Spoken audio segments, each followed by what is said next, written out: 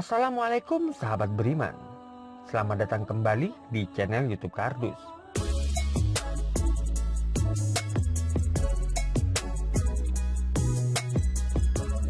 Nah, jadi itu saya dapat pada tahun 2002. Karena tahun 2000 saya berangkat ke Yerusalem untuk menyelesaikan studi saya di program S2 jurusan ilmu penginjilan. Jadi satu-satunya pendeta dari Indonesia, 16.777 pendeta aliran Roh Kudus yang dikirim ke Yerusalem hanya saya. Jadi setibanya di Yerusalem, ini kebetulan sekali di apartemen saya itu tinggal kami 4 orang. 4 orang ini mewakili 4 benua. Saya mewakili benua Asia dari Indonesia. Pendeta Abraham yang sekarang menjadi Ustadz Ibrahim Al-Samad Al-Bukhari mewakili benua Amerika, berasal dari Washington DC. Ya. Pendeta Nicholas dari Yunani mewakili benua Eropa, dan pendeta Samuel dari Kamerun mewakili benua Afrika. Alhamdulillah mereka bertiga sekarang sudah menjadi pengikut Islam jauh sebelum saya menjadi seorang muslim. Alhamdulillah. Jadi apa sebab mereka bertiga masuk Islam terlebih dahulu sebelum menyelesaikan studi S2-nya? Karena kami mendapat Injil Ibrani di Masjidil Aqsa. Jadi di Masjidil Aqsa itu di bawah di khutbah ya, di kat mimbar itu ada terowongan. Di situ tersimpan segala pustaka tua dari mulai Zabur, Taurat, Injil dan Al-Qur'an yang ditulis oleh para sahabat pada waktu itu ya. Jadi tulisan Bilal juga ada di situ. Tulisan Bilal, tulisan Abdurrahman bin Auf juga ada. Jadi sejarah tentang bertobatnya seorang raja, maharaja Ibrahim bin Adham juga ada di situ. Jadi setelah kami mengacak-ngacak perpustakaan tua di Masjidil Aqsa itu, dapatlah salah satu kitab tua yang ditulis di atas daun-daunan ya, dan kulit kayu ya. Di situ berbahasa Ibrani yang semua isinya 425 ayat. Salah satu ayat itulah yang membuat ketiga pendeta tadi berbalik 180 derajat. Apa isinya? Di ayat yang ke-415 Nabi Isa berkata, "Aku bukan Mesias." Jadi pengertian Mesias dalam bahasa Ibrani adalah Tuhan yang menciptakan alam semesta. Dan aku bukan Eli. Aku adalah Isa. Aku bukan Yahya. Aku adalah Isa putra Maryam. 1500 tahun setelah terangkatnya aku ke atas langit, maka akan lahirlah seorang anak yang bernama Ahmed. Dia lahir pada tanggal 12 Rabiul Awal, tanggalnya tahun gajah, harinya hari Isnin, waktunya menjelang fajar. Dialah awal, dia lahir. Dan aku tidak akan pernah mati sebelum aku menjadi umatnya Ahmed. Kelak aku akan turun ke dunia ini bersama dengan seorang pemuda tampan yang berusia 17 tahun. Aku turun di salah satu negeri di Menara Putih, negeri Damaskus. Pemuda tersebut turun di tempat umatnya Ahmed berkumpul di seluruh pelosok penjuru negeri. Dan kamilah yang akan memimpin umat ini selama 7 tahun. Dan akan menyelamatkan umatnya Ahmed dari kehancuran. Nah, itu. Jadi itulah isi daripada Injil Ibrani. Jadi dari situlah ketiga sahabat saya itu berubah pikiran. Dia berkata, kami cari di dalam Barnabas, kami cari di dalam Bible, kami cari dalam Alkitab Keluaran tahun 01 yang ditulis oleh Rasul Paulus. Siapa Rasul Paulus itu? Itulah cikal bakal Paus, pimpinan Katolik pertama. Ya, sementara Rasul Paulus ini adalah seorang sahabat Nabi Isa, salah satu sahabat Nabi Isa yang ke-10. Jadi dialah yang menipu seluruh umat Kristen dunia hingga pada hari ini. Kenapa? Karena tipuan dia itu, karena ambisi dia ingin menguasai dunia lah, maka dia palsukan Injil, ayat-ayat yang diturunkan Allah kepada Isa alaihissalam. Nah itu. Jadi setelah mereka bertiga pulang dan mereka resmi masuk Islam di Masjid Masjidah, tinggal saya. Jadi saya menyelesaikan bidang studi saya di program S2 pada tanggal 1 Februari 2004. Selesailah saya menyandang predikat MMI ICM. Jadi itu MMI ICM itulah predikat pendeta internasional. Jadi MMI itu predikat pendeta internasional, ICM itu ahli sejarah dalam kitab. Itulah gelarnya itu kan. Nah, jadi setelah saya pulang ke Indonesia, pada waktu itu saya masih warga negara Timor Leste. Ya. Nah, saya warga negara Timor Leste. Hingga pada detik ini saya masih tetap warga negara Timor Leste ya. Berarti ini masih pakai paspor? Masih pakai visa. Visa ya? Visa. Ya. Jadi visa memang lain visa kita dengan visa negara luar berbeda ya. Ya. Karena visa Timor Leste dengan Indonesia ini masih ada permudahan. Jadi pada tanggal 15 Maret 2004 itu saya pulang ke Indonesia pada tanggal 10 Maret 2004 saya ke Dili ya. Dili Timur-Timur, karena waktu itu sudah lepas dari Indonesia. Dari Dili saya 1 hari langsung terbang ke Bali ke tempat orang tua, ke tempat ibu kandung saya, asal ibu kandung saya. Di situ saya tanggal 14 saya dipanggil untuk mengikuti musyawarah internasional Gereja Aliran Roh Kudus yang diadakan di Yogyakarta. Jadi pada waktu itu ditunjuklah saya sebagai ketua misionaris untuk Aceh. Untuk Indonesia wilayah barat khususnya Aceh. Jadi saya mengenal Aceh itu bukan karena tsunami itu belum ya. Konflik. Bukan karena konfliknya, bukan karena sumber daya manusianya dan sumber daya alamnya. Saya mengenal Aceh itu karena dari fanatiknya Islam di Aceh. Ya. Jadi nama Aceh itu sudah ada di tembok ratapan. Tembok ratapan itu ada di Bethlehem. Jadi di situ tembok ratapan, di situ juga Masjidil Aqsa ya. Tembok ratapan itu apa? Tembok ratapan itu tempat ibadahnya orang-orang Yahudi. Ada juga gereja tertua di situ. Nah, jadi di situ saya mengenal nama Aceh itu dalam ejaan lama Aceh itu di tembok ratapan. Bahkan di Manchester, di kota Manchester Inggris, nama Aceh itu sudah populer. Populer bukan karena kekayaannya, tapi populer dengan agamanya. Jadi program Uni Eropa Aceh harus hancur. Ini programnya. Target. Berbagai cara harus hancur Aceh. Salah satunya ini sangat dirahasiakan sekali.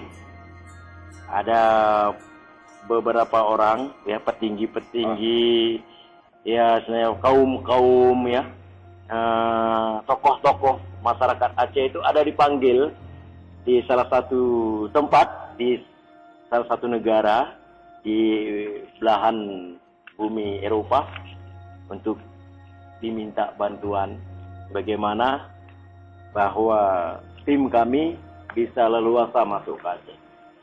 Jadi itu ada salah satu tokoh masyarakat Aceh memberikan rekomendasi kepada kami untuk menjelajahi Aceh. Jadi pada tahun 2004 tanggal 16 April saya dikirim ke Aceh beserta dengan 200 orang pendeta, 114 dokter dan perawat. Berarti itu disyahadatkan masuk Islam kapan? Jadi itu kan gitu dulu kan.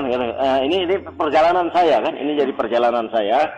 Nah, jadi masuk ke Aceh kami bukan ke Kota Raja, tapi ke Kabupaten Pidi. Kenapa harus ke Kabupaten Pidi? Karena salah seorang putra Kabupaten Pidi lah yang menjadi Pendeta. penunjuk jalan bagi kami. Ya. Karena dia seorang pendeta ya. Ya. Dia seorang pendeta berasal dari Padang Tiji. Ya. Bernama Jadi, siapa? nama aslinya kalau tidak salah saya Tengku Muhammad Zaini, tapi nama baptisnya Pendeta Yohanes Mahmud. Jadi situlah. Jadi bekerja saya sampai bulan 10 kami bekerja dengan sistem memberi bantuan sosialisasi kepada masyarakat yang pada waktu itu dalam keadaan konflik ya, di mana masyarakat cari makan pun agak ketakutan. Dan disitulah kami memberikan bantuan-bantuan secara gratis, secara cuma-cuma kepada masyarakat yang sementara pada waktu itu rakyat Aceh dalam keadaan ketakutan. Siapapun tidak ada yang mau peduli dengan rakyat Aceh. Jangankan kepada TNI Polri, dengan bangsa sendiri pun selalu ditindas. Salah satunya pajak Nanggro. Itu penindasan sebenarnya. Penindasan, pemaksaan sebenarnya itu pajak Nanggro pada waktu konflik ya. Jadi disitulah kami masuk. Istilahnya kami masuk dengan lambang tali kasih. Sambungan dari tali kasih itulah embun penyejuk di tengah kekeringan. Itulah kami. Jadi dengan belas kasih yang kami berikan kepada masyarakat Pidi pada waktu itu, ada 16 orang yang murtad. Jadi 10 perempuan, 6 laki-laki. Jadi setelah mereka murtad itu belum kami baptis. Secara baptisan air belum, baptisan roh sudah. Malam pas tanggal 25 Desember kami mengadakan perayaan Natal di salah satu tempat di Banda Aceh. Malamnya kami adakan pesta di salah satu makam orang yang sangat dikeramatkan di Aceh, itu Syah Kuala, yang beserta dengan anggota-anggota Brimob ya. Betul. Pada waktu itu kami bakar babi, 2 ekor babi dengan kayu bakarnya 40 Al-Quran. Jadi singkat cerita, waktu tsunami, di saat Masjid Ulili mengumandangkan as-salatu khairu minan naum, disitulah saya membaptis ke 16 orang pendeta dengan nama Tuhan Yesus. Jadi waktu gempa itu datang, kami tetap berdoa, tidak ada yang kocar-kacir. Begitu juga tsunami itu datang. Jadi alhamdulillah Allah menyelamatkan saya di atas Masjid Ulili. Jadi ke 16 orang itu beserta rekan-rekan saya habis. Jasad-jasad saya semua hingga pada detik ini. Jadi proses perjalanan saya di Islam bukan dari situ saya masuk Islamnya, enggak. Nah, bukan dari situ. Dan bukan karena membaca Injil Ibrani, bukan. Bukan. Nah, jadi pada tahun ini singkat ya, pada tahun 2006 kebetulan pada waktu itu ada perayaan Natal Ukum ini, perayaan Natal Akbar yang diadakan oleh aliran Gereja Roh Kudus di Medan. Jadi pada waktu itu saya sebagai pembawa lagu puji-pujian, keluarga besar saya yaitu ayah saya sebagai pembawa khutbah firman Tuhan, adik-adik perempuan saya sebagai pemain musiknya. Jadi pada waktu 2006 itu ya, malamnya malam siangnya tanggal 25, malamnya kami merayakan Natal Ukum ini itu, disitulah ada satu kejadian yang sangat membuat malu orang tua di forum gereja ya. Kenapa?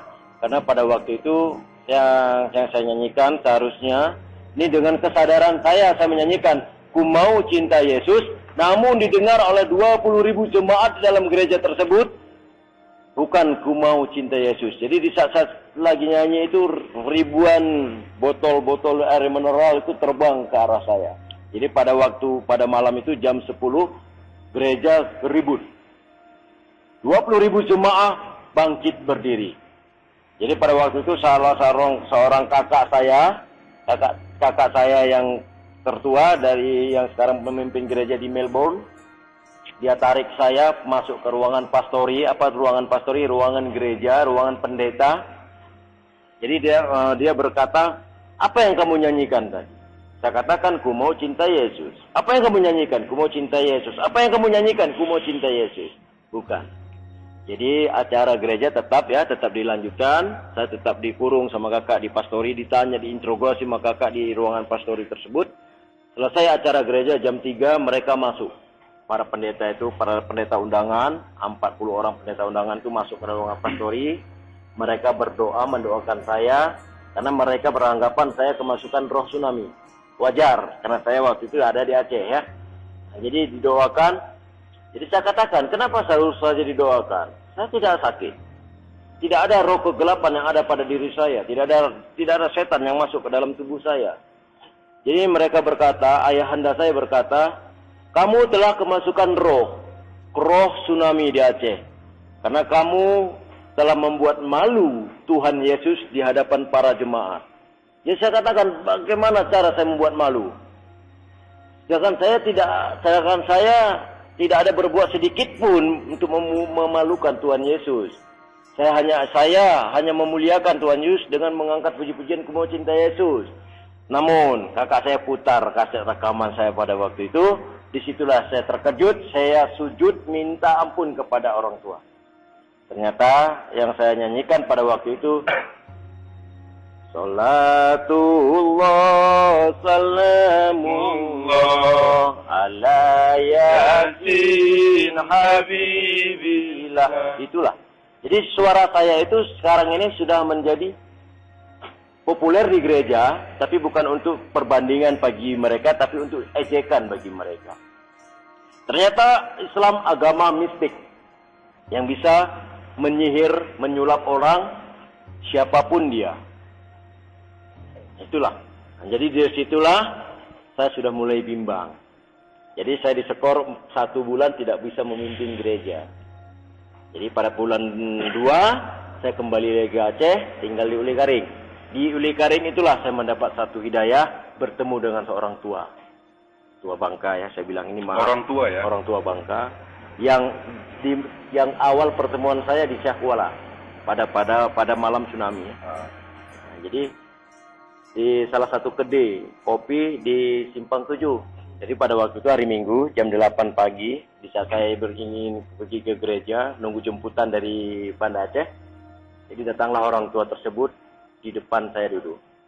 Jadi saya kira dia itu seorang pengemis ya, dengan pakaian yang serba ada, celana panjang pakai sarung, bawa sarung lagi, topinya, kopiahnya tuh udah warnanya bukan hitam lagi, selopnya selang-seling, yang satu berwarna hitam, yang satu berwarna putih, selop selalu. Jadi dia berkata, saya kasih uang 5.000 dia tidak terima, uang 10.000 dia tidak terima, uang 20.000 dia tidak terima. Dia berkata, antarkan saya ke depan, ke masjid.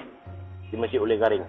Jadi saya antar dia ke depan, ke kamar mandi, sampai kamar mandi, masuk dia ke dalam masjid, saya tunggu di depan. Di depan masjid itu di tangga duduk. Waktu itu Masjid Uli Karing belum dirubah, masih bangunan lama. Jadi saya SMS sama anak buah saya di Banda Aceh. Mungkin saya agak telat sampai di gereja. Lanjutkan acara, begitu saya sampai langsung saya naik ke podium karena saya lagi bersama dengan seorang tua yang mungkin bisa menjadi dombanya Allah pada waktu itu saya bilang. Jadi setelah saya SMS dengan teman, jadi teman balas SMS, oke, Pak Pendeta, kami lanjutkan. Setelah dia tepuk bahu saya. Dia berkata 2 hari lagi di Uli Karing akan ada pesta. Saya berkata kepada dia, pesta apa Pak? Saya di Uli Karing bukan 1, 2, 3 hari. Sudah setahun lebih saya di Uli Karing. Kalau ada pesta apapun saya pasti tahu. Ini pesta besar. Jadi dia pegang tangan saya, ikuti kata-kata saya. Jadi pada waktu itu saya seperti kerbau kena cucuk hidung ya. Dia bacakan asyhadu alla ilaha illallah al-malikul haqqul mubin Muhammadar Rasulullah shadiqul wadul alamin sebanyak 7 kali saya ikut. Jadi selesai itu badan saya lemas. Saya disuruh balik lagi ke kedai dan dia juga balik. Dia duduk sebentar, habis itu pergi lagi. Dia ketepuk lagi bahu saya sebelum dia pergi. 2 hari lagi, ingat 2 hari lagi akan ada pesta besar di sini. Jadi begitu dia keluar, begitu saya bayar uang kopi, saya lihat ada tinggal kain merah di atas meja tempat dia duduk tadi. Begitu saya ambil, ini pasti punya bapak tadi. Ingin saya kembalikan, sudah tidak nampak lagi. Jadi saya tanya kepada salah seorang pedagang di situ, pedagang sarapan pagi, Kak, mana Bapak Tua yang duduk sama saya? Apa jawabannya? Itu bukan Pak Tua, itu kan kawan Pak Pendeta. Jadi disitulah saya nggak jadi ke gereja, saya pulang ke rumah. Jadi saya katakan sama ibu kos pada waktu itu, saya katakan bahwa saya ingin masuk Islam. Jadi hidayah saya disitulah, di kedai kopi itu saya tulis. Itu hidayah. Jadi yang saya pelajari ya, hasil saya kuliah dengan Al-Quran ternyata sama. Kata apa yang dikatakan Injil, Isa dalam Injil itu, itulah Muhammad Rasulullah Sallallahu Alaihi Wasallam. Jadi bulat tekad saya masuk Islam. Walaupun keislaman saya itu sebenarnya sangat tidak disetujui oleh keluarga besar saya. Hingga pada detik hari ini, orang tua saya, keluarga besar saya masih tetap masih tetap mencari keberadaan saya untuk ditarik lagi menjadi seorang Kristen. Bahkan 4 rekening saya diblokir oleh keluarga. Jadi keempat rekening itu ada uang kurang lebih 56 Juta? 56,3 miliar. Itu uang hasil gereja. Biaya aja sih. Enggak, uang gaji saya. Oh, yang ini. Uang gaji saya selama 2 tahun. Tapi acara besar yang dibilang kakek tadi apa itu? Ada pesta besar? Itulah saya Islam. Oh, ya. Itulah keislaman saya di desa Imasin Ulegari, di Menasah. Seorang pendeta masuk Islam, itu kan acara besar, pesta besar. Ya. Pesta besar bagi umat Islam. Berarti saudara masuk Islam sesudah tsunami? Itu 3 tahun setelah tsunami. 2006. 2007. Oh, sesudah tsunami. 12 Juni 2007. Tapi resminya 1 Agustus 2007. Yang tahu waktu itu banyak tahu Ustaz dia memeluk Islam. Tokoh-tokoh masyarakat di desa di Kecamatan Ulegari. Masyarakat Oh belum. Jadi rekan-rekan belum. Jadi sampai detik ini memang rekan-rekan saya tidak ada tahu. Jadi waktu ada pemberitaan di koran pada tanggal 2 Agustus ya. Pada waktu itu kami dibina di asrama haji, pembinaan mualaf setelah tsunami. Jadi kan ada kru media cetak dan elektronik ya. Ya. Mungkin hari ini ada waktu itu datang ke asrama haji. Jadi di situ saya katakan terus waktu dipoto itu saya tunduk kepala saya. Jadi nama asli saya nggak saya ungkap di situ, hanya Kristian. Yang jelas nama asli saya Pendeta Gusti Kristian Andreas Natalis Munte STH MMI ICM. nama Islam. Gusti Ilham Rahmadani. Kenapa Gusti nggak hilang? Karena Gusti itu nama Bali. Kenapa Munte-nya nggak hilang? Munte itu nama Karo. Jadi bapak saya Bali, bapak saya Karo, saya lahir di Timur Leste. Bapak saya meninggal di Timur Leste. Jadi saya hidup 6 tahun di panti asuhan. Setelah itu saya diambil oleh abang kandung bapak, itulah yang menjadi ayah yang sampai saat ini. Kalau ayah kandung saya sudah meninggal, saya berusia 7 tahun. Ibu saya meninggal di saat saya berusia 9 tahun. Oke. Itu. Jadi saya mau tapi yang Injil revisi sekarang nggak ada yang 415 ayat itu udah diubah ya. Jadi Injil itu dihilangkan pada tahun 350 sebelum Masehi. 350 sebelum Masehi. Sudah diubah. Itu sudah dikumpulkan seluruh Injil-Injil yang asli di seluruh pelosok penjuru negeri, dibakar, abunya dibuang ke Laut Merah. Maka Laut Merah itu airnya berubah. Tidak lagi merah tapi berwarna hitam karena endapan abu-abu Ibrani. Setelah pembakaran Injil Ibrani, maka ada musyawarah. Pada waktu itu pertemuan para ulama ya, baik dari suku Parisi, dari suku Sadusi, dari suku Syiah ya. Itu dibentuklah, keluarlah satu perjanjian Barnabas yang disebut dengan populernya Injil Barnabas. Itu bukan Injil. Injil tetap satu, berbahasa Ibrani. Jadi Injil Barnabas ada memakai 3 bahasa, bahasa Rom, bahasa Inggris, bahasa Yunani. Karena Injil Barnabas itu hampir sama isinya dengan Injil, maka dikumpulkan, dibakar lagi.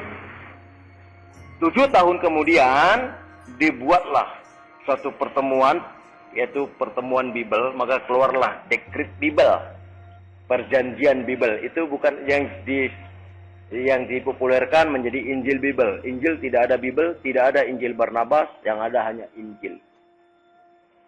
Jadi karena Bible itu sama dengan Barnabas, dibuanglah itu, maka ditulislah oleh Rasul Paulus, di saat Rasul Paulus menulis surat kepada jemaat di Filipi dan Tesalonika, bahwa Barnabas dan Bible tidak bisa dipergunakan lagi, maka yang saya tulis inilah yang menjadi pedoman bagi jemaatku di seluruh pelosok dunia, itulah Alkitab.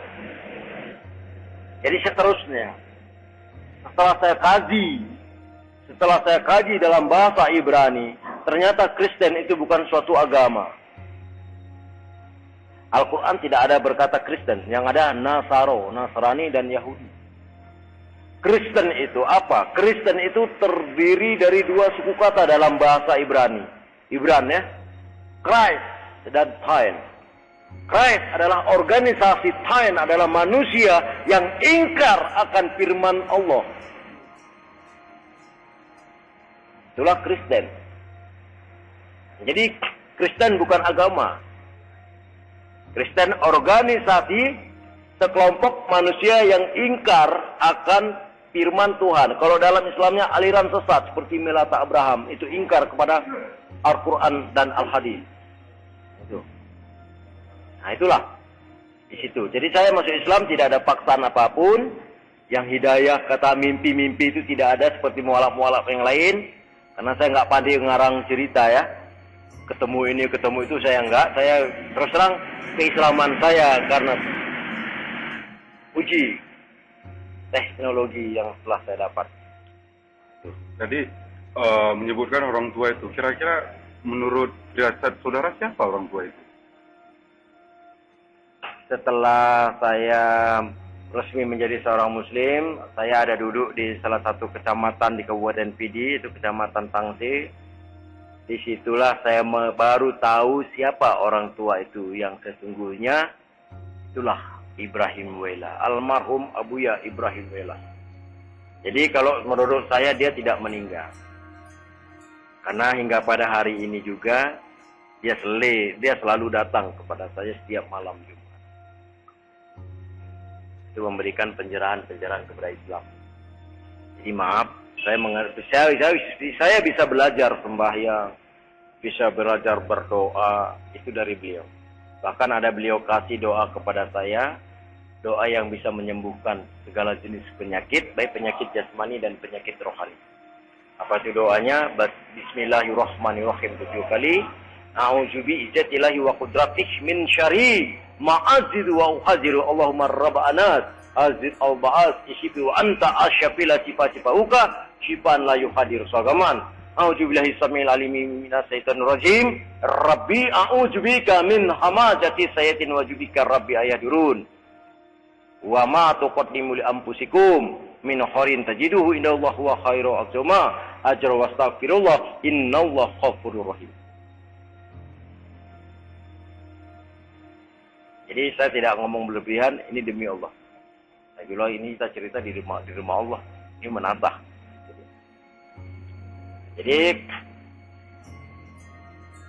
bagaimana perkembangan kaum minoritas di Aceh?